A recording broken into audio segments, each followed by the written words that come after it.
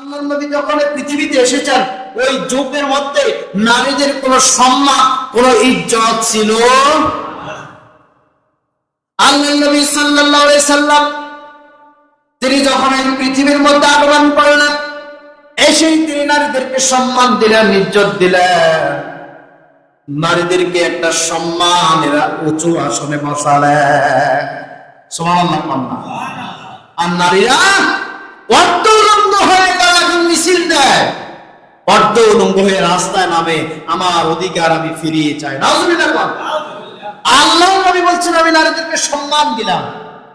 একজন সাহাবী আল্লাহর নবী সাল্লাল্লাহু আলাইহি সাল্লামকে প্রশ্ন করলেন, ইয়া রাসূলুল্লাহ, আমি সবচেয়ে বেশি কাকে বেশি সম্মান করব? আল্লাহর নবী বললেন, তোমার মা। আমার কার? তোমার মা। আমার কার? তোমার মায়ের। চতুর্থবার বলেছেন তোমার বাবা। এবার বলেন তো মায়ের জাত পুরুষ জাতি না নারী জাতি? তাহলে নারী জাতিকে সম্মান কয়বার দিলেন? আল্লাহর নবী সম্মান দিয়েছেন। আর একটা বর্ণনা দিই, আল্লাহ নবী যে সময় পৃথিবীতে এসেছেন, কেমন সময়, দাসীদেরকে ওই সমস্ত কাফের মুশরিকেরা দাসীদেরকে বিবাহ করতেন, করার পরে তাদের সাথে বিবাহ করতেন না, মেলামেশা করতেন। মেলামেশা করার পরে তাদের পেটে যে বাচ্চা আসতো, কি আসতো? বাচ্চা আসার পরে তারা এর অলিমা করত, বিবাহের মতন একটা অনুষ্ঠান করত। এই অনুষ্ঠানের মধ্যে ওই দাসীকে জীবন্ত তার ফ্যাট পেটে সেখান থেকে বাচ্চাদেরকে বের করে তারা হাসি ঠাট্টা করতে, বলে না নাউজুবিল্লাহ। কেউ মারাত্মক সময় কি ছিল, কি ছিল না? আল্লাহ নবী সাল্লাল্লাহু আলাইহি সাল্লাম তিনি এসে নারীদেরকে সম্মান দিলেন, ইজ্জত দিলেন। নারীদেরকে এত বেশি তিনি সম্মান দিলেন, মায়ের আসনে বসালেন। আজকে সেই নারীরা তাদের সম্মান ইজ্জত হারিয়ে তারা আজকে নিজেদের সম্মানের জন্য রাস্তায় নামে। এজন্য রাসূলের পথ দেখানোর পথ, তা'মুরুনা বিল মা'রুফ ওয়া তানহাউনা আনিল মুনকার, সৎ পথের আদেশ দেওয়া, সৎ পথ থেকে যদি আমরা বিরত থাকতে পারি, এই সমাজে নারীদের প্রতিষ্ঠিত হবে। হবে কি হবে না? আজকে নারীরা কি বলছে? অর্ধ উলঙ্গ। দেখবেন সেদিন দরমে দেখলাম একজন মা তার মেয়েকে নিয়ে বের হয়েছে। তো বের হওয়ার পরে মা একেবারে হাত মোজা, পাও মোজা, মাথার তালু থেকে পায়ের তালু পর্যন্ত পুরোটাই তার পর্দা করা।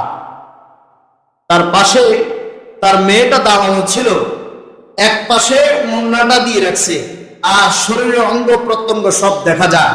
যত পুরুষ দেখেছি ডাইনে বামে সব ওই মেয়ের দিকে তাকাবেছে। নাউজুবিল্লাহ। আচ্ছা বলেন তো, পর্দা বেশি কার জন্য ফরজ ছিল? এখানে মায়ের চেয়ে মেয়ের না? মা তো বুড়ে গেছে, কয় করেছে, ঠিক কি না? তাহলে মা পর্দা করেছে, তার মেয়েকে পর্দা করায় না। এখন পর্দাটা হয়ে গেছে ট্র্যাডিশনাল পর্দা। আপনার মেয়েটা ঘর থেকে বের হয়ে গেছে, কোন ছেলের সাথে সে ডেটিং এ বের হয়ে গেছে, কোন ছেলের সাথে সে পার্কে ঘুরে আপনার জানা নাই। ছেলেটা সে বসাতে হয়ে গেছে নেতৃত্বের জন্য, অবৈধ নেতৃত্বের জন্য সে সে সমাজে বিস্তার নিয়ে পড়ে আছে, আর হাতে মসজিদে আট কাতারে দাঁড়িয়ে নামাজ পড়ে, তবজি দিবে। এই আমল আল্লাহর দরবারে কবুল হবে?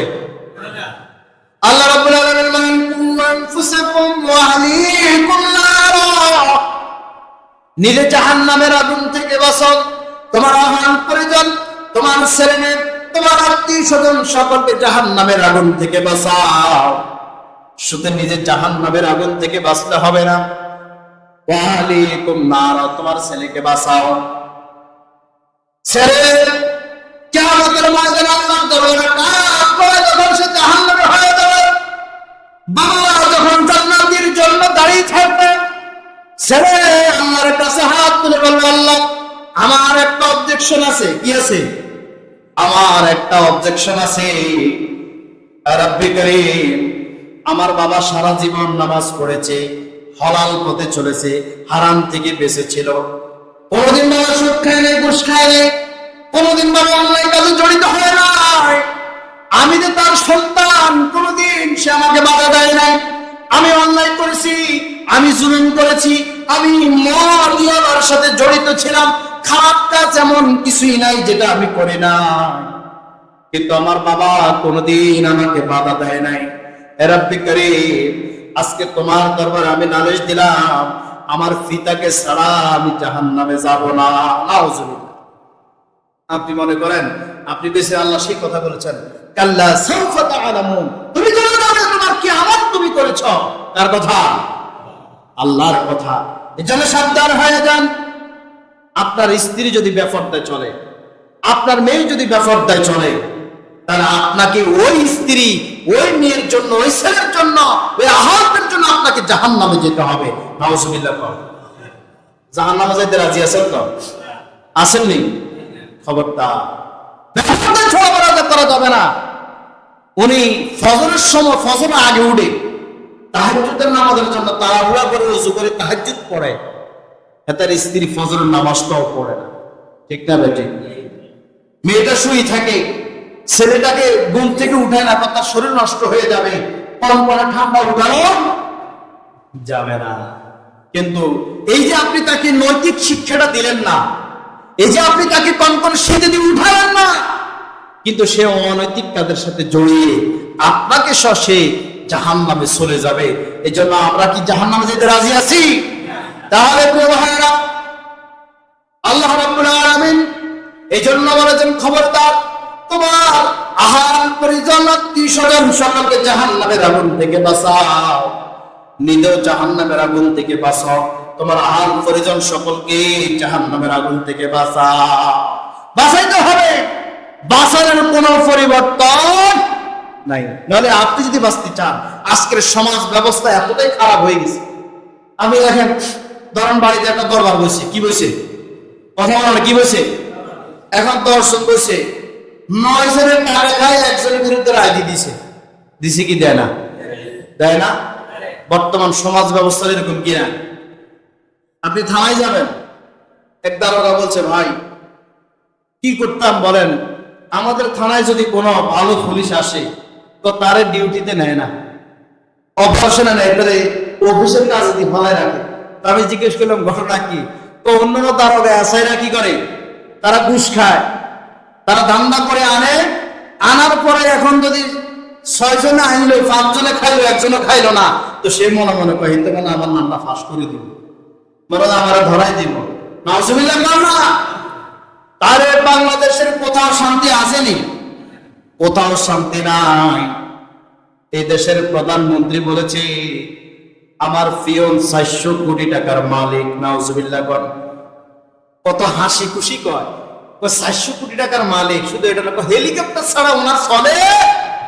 যে পিয়ন 400 কোটি টাকার মালিক, সেই প্রধানমন্ত্রী কত টাকার মালিক? ঠিক না প্রিয় ভাইরা?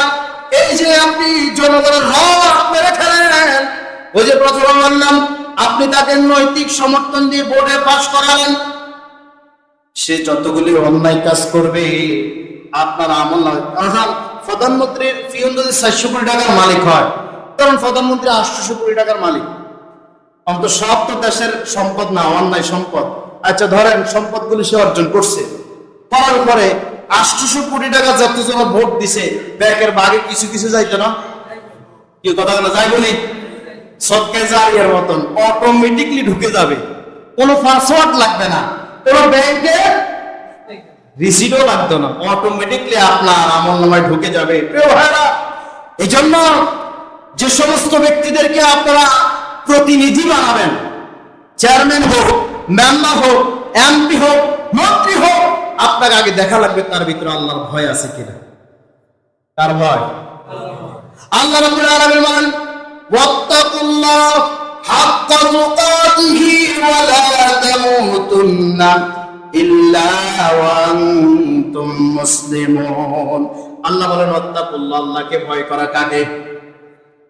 আল্লাহকে ভয় করা হাক্কা তুকাতি, যথাযথ ভয়, যেভাবে আল্লাহকে ভয় করা দরকার, হাক্কা তুকাতিহি, আল্লাহকে সেইভাবে ভয় করা। ওয়ালা তামুতুন্না ইল্লা ওয়া আনতুম মুসলিমুন, আর খবরদার মুসলমান না হয়ে মৃত্যুবরণ করো না। কার কথা? এখন যে জনগণের হক মারি খাইছে, সে তার ভিতরে আল্লাহর ভয় আছে, তো সে যে কোনো সময় তো আপনাকে মেরে ফেলতে পারে, পারে কি পারে না? এই জন্য এক সমাজে মানবতা নাই।